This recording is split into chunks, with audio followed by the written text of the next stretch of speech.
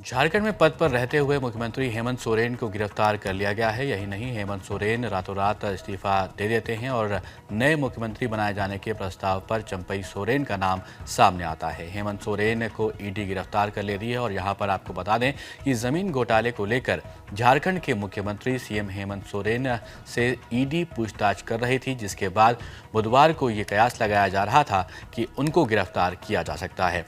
हेमंत सोरेन के आवास पर रांची में दोपहर करीब 1:30 बजे से पूछताछ शुरू हुई थी, जो लगभग 8 घंटे तक चली। रात में लगभग 8:20 पर चंपई 3 बसों में अपने विधायकों के साथ राजभवन पहुंचते हैं। इसके बाद राज्यपाल सीपी राधाकृष्णन को 43 विधायकों का समर्थन पत्र सौंपकर सरकार बनाने का दावा करते हैं। हालांकि उनकी पार्टी की तरफ से कहा जा रहा था कि उनके पास 47 विधायक का समर्थन है। रात में विधायक आलमगीर आलम जब राजभवन पहुंचे थे तो उस वक्त उन्होंने क्या कुछ कहा था, सुनते हैं। माननीय मुख्यमंत्री जी ने अपने पद से इस्तीफा दिए हैं। हम लोग चंपई सोरेन जी को दल का नेता मानकर जो है हम लोग दावा पेश किए हैं कि हमारा पास 47 एमएलए हैं, इसीलिए हमें सरकार बनाने की अनुमति आप बुलाइए। गवर्नर ने क्या कहा? गवर्नर ने बोला ठीक है, आपके कागजात देखने के बाद हम बोलेंगे। वहीं रात में हेमंत सोरेन ने सोशल मीडिया प्लेटफॉर्म एक्स पर अपनी बात रखी और उन्होंने करीब 11 बजे एक पोस्ट में लिखा कि ये एक विराम है और जीवन महासंग्राम है। हर पल लड़ा हूँ, हर पल लड़ूंगा, पर समझौता की भीख मैं लूंगा नहीं। क्या हार में, क्या जीत में, किंचित नहीं भयभीत में, लघुता ना अब मेरा छुओ, तुम हो महान बने रहो। अपने लोगों के हृदय की वेदना मैं व्यर्थ त्यागूंगा नहीं, हार मानूंगा नहीं। जय झारखंड। सूत्रों की माने तो ईडी ने हेमंत सोरेन से ये भी पूछा था कि दिल्ली में मिला कैश और गाड़ी किसकी है, जिस पर हेमंत सोरेन ने संतोषजनक जवाब नहीं दिया था।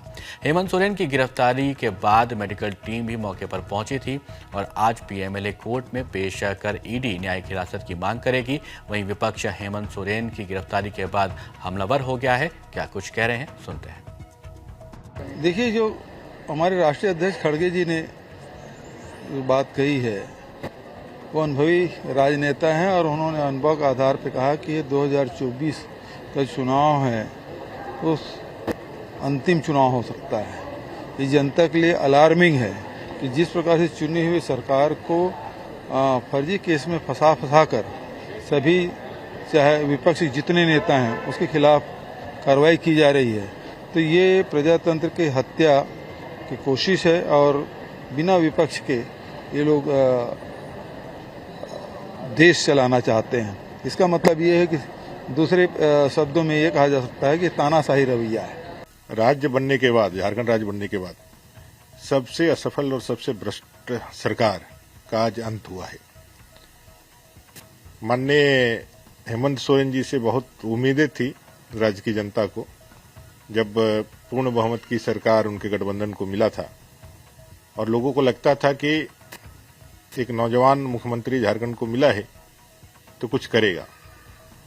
लेकिन इनकी शुरुआत ही जिस तरह से हुई और जो झूठे वायदे दे करके, कह करके, लोगों को ठग करके सरकार बनाई थी, उसका भूत उनका पीछा नहीं छोड़ा और अपने सिपाह सालारों के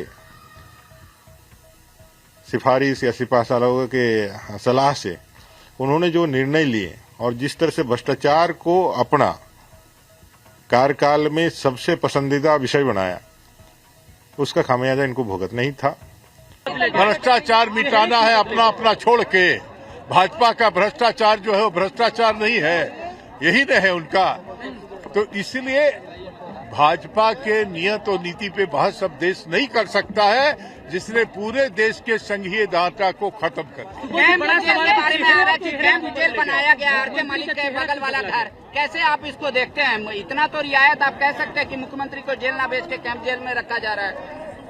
देखिए, शिबू सोरेन का बेटा है हेमंत सोरेन और वो जीवन भर जंगले में रहा है। जब से मुख्यमंत्री बने थे तब से वो लूटने में लगे हुए थे। राज्य को इन्होंने खोखला कर दिया था।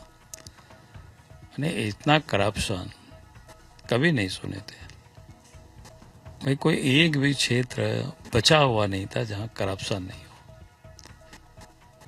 लूट चारों तरफ मची हुई थी, बालू की हो, पत्थर की हो, कोयला की हो, जमीन की हो, यहाँ तक कि मिलिट्री तक की जमीन को भी नहीं छोड़ा गया तक उन्हें। और इसलिए आप देखते होंगे झारखंड में कई एक 2-2 IAS ऑफिसर जेल में है, कई एक इंजीनियर जेल में, कई एक दलाल, कई एक बिचौलिया जेल में बंद है।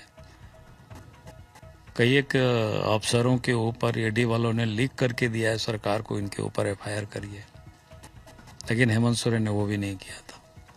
तो जहां इतनी गड़बड़ी, जहां इतना भ्रष्टाचार में जो लिप्त हो, फिर उनको तो जाना ही था।